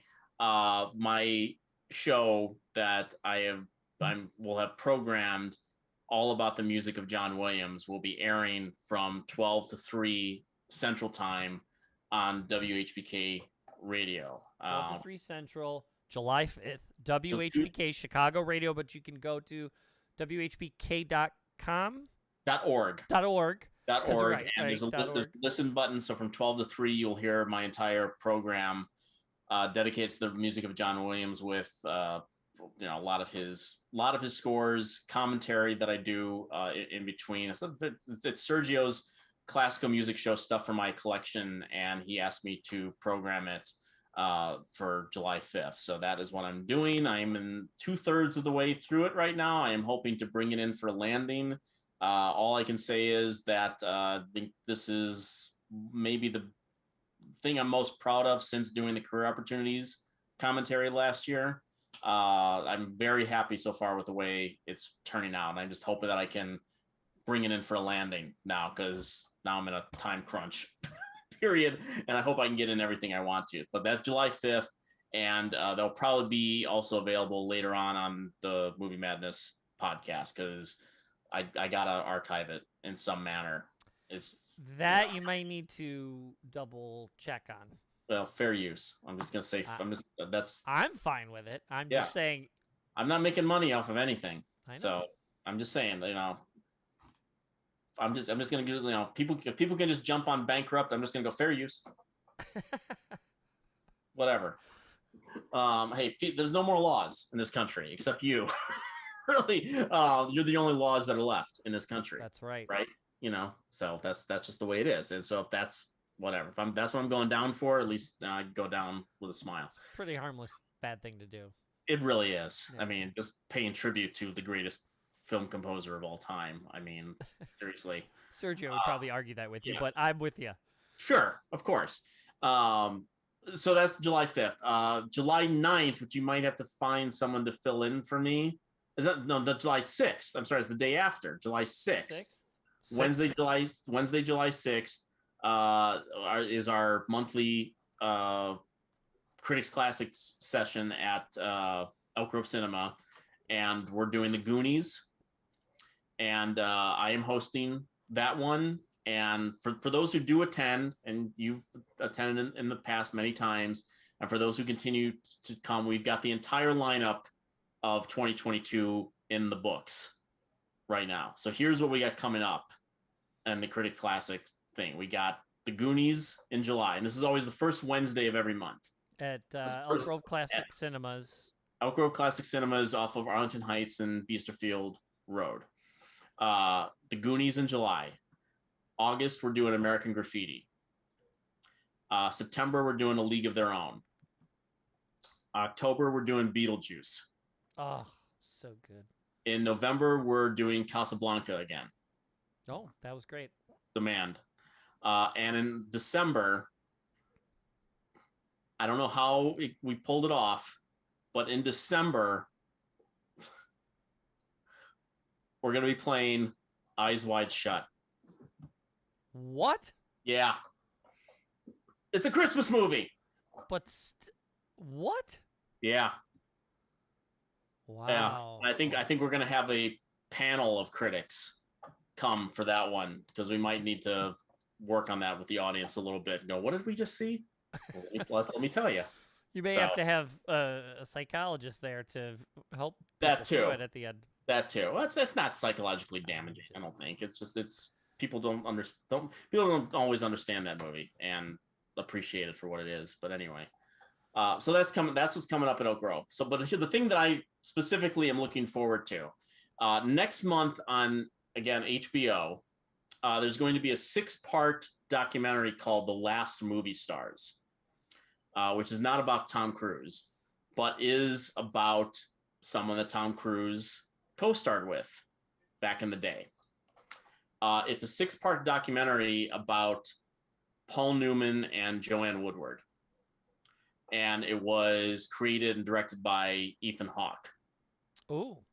And I've heard some great things about it. It's only played a few episodes at a couple film festivals that I missed. I didn't get the opportunity to see them, but it's going to be a 6-part thing. And this Paul Newman, absolute legend, one of my favorite actors, obviously, of all time. I can't wait to see what that's going to be like. A documentary that expansive about his life and specifically his relationship with Joanne Woodward, which is one of sort of the great Hollywood relationships ever. So Last Movie Stars, and I think that's late July, I think that comes out. It's just called The Last Movie Stars? Last Movie Stars. Yeah, July 21st on HBO Max. So there you go. Okay. I'll put that on there. Is there a trailer out for it yet? I think so. All right, I'll find that. Yeah. I'll put a link to that down as well.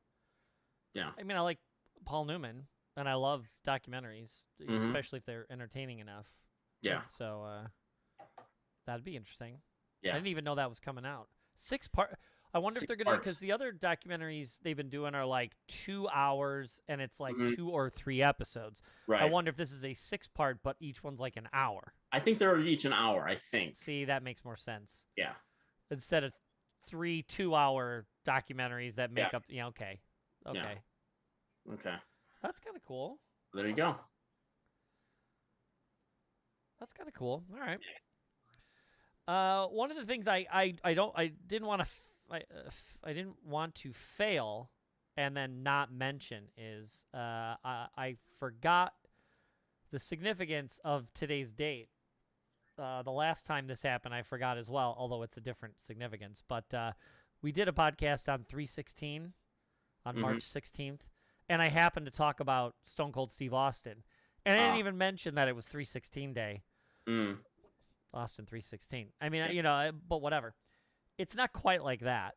But today, I had forgotten and was reminded by his daughter that today was the day that George Carlin died. This is the anniversary of his death. And so, she had a very nice thing on, I think it was Twitter today. She posted about her dad and how much she missed him. And obviously, we're enormous fans of his. And so before we closed out here, I just wanted to mention, today is the anniversary of his death. Yeah. Still miss, his commentary every day.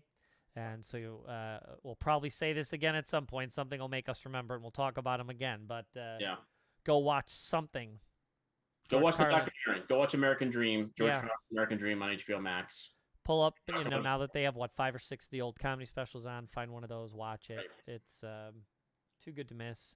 Yep. And you just, especially, again, with what's going on last week and continuing to this week, and every day I'm coming home to more revelations and news. It would be so awesome to have him around. I would love to. That show, I'm very happy to get picked up for additional episodes. I caught that tweet. It was very good. Yeah. Your tweet was very good. Thank you. But they don't care about you. The cognitive dissonance is amazing, and he would have pointed that out. It's a weird time we live in, and to have someone like that around, which we do not really anymore. Self-awareness is dead. Yeah. So that's that. Just a reminder. 6/22. I think it was 8 years, 9 years. No, it was even longer. 2008. 2008. Yeah. Oh Jesus! Almost 20. Almost 15 years. That's crazy. Yeah. It seems like yesterday I watched that last special. Yeah. Wow. Well, anyway, that's a horribly somber note. Let's end on something positive. But yeah, again, you'll enjoy them if you haven't. And please watch one of those things. What I'm going to start to do now at the end is I'm going to, in a much better Dr. Stephen Brule way, we're going to recap what we learned today, but not learn. Oh, okay. We talked about the fact that the White Sox, maybe not to you, but the White Sox are awesome, but baseball in general and being there live is one of the best things you could do. Cloak and Dagger 4K by Vinegar Syndrome. That's out, but it's that version you showed us and the version you're talking about with all the Atari stuff in the package. It's limited edition, so you may, if you're listening, I'm going to try to get this up ASAP. I'm a little behind on the podcast, but you should do it right away. Go to the website. Fall Guys free to play came out yesterday. You can play it on just about everything: Switch, PC, Xbox products, PlayStation products. Play it. You'll have a good time. Get your bunch of friends together. Totally harmless and fun. You can even play with your kids. Barry, HBO Max. Watch it. I think simple as that. Yep. Animal Crossing New Leaf, very old, not very old, but old enough game, but new to my wife who loves it. She is enjoying the hell out of it. So if you like Animal Crossing and you never played New Leaf because you're a Switch person, go find a 3DS, get yourself New Leaf, and arrive on your train and talk to Isabel. She wants to talk to you about being mayor. Hacks, HBO Max. Again, watch it. Watch. You can't and put him somewhere in your house because he's awesome. Look how cool he looks. But yeah, He-Man 1/6 by Mondo. The good thing is some of them are still available. You might be able to find a Merman, Man-at-Arms. Someone might be getting rid of a He-Man or something if you want. Skeletor looks fucking amazing, by the way. Hordak looks amazing. And then your biggie was HBO Max 6-part, The Last Movie Stars, which comes out in a month or two, right? July 21st. There you go. Yes. Well, even quicker. It's less. It's almost exactly a month away. Right. So till next week. Next week it looks like it's Colin. He's semi. Sweet. Yeah, he's semi-confirmed.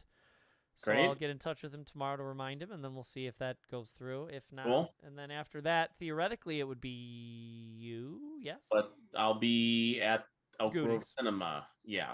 So what we might do is just move that to Thursday, and maybe I will come out to Goonies. Okay. Maybe. Okay. Maybe I feel more comfortable at that point. We'll see. Okay. But yeah. So thanks again. Of course. Can't thank you enough. And My I pleasure. promise I'll be better at getting these things out on a more consistent basis. I've had a lot of stuff on the weekends to do, and I'll promise I'll be better at putting them out there into the ether. that's fine. Yeah. They'll get out there eventually. Whatever. Well, thanks again. Sure See thing. everybody next week. Later.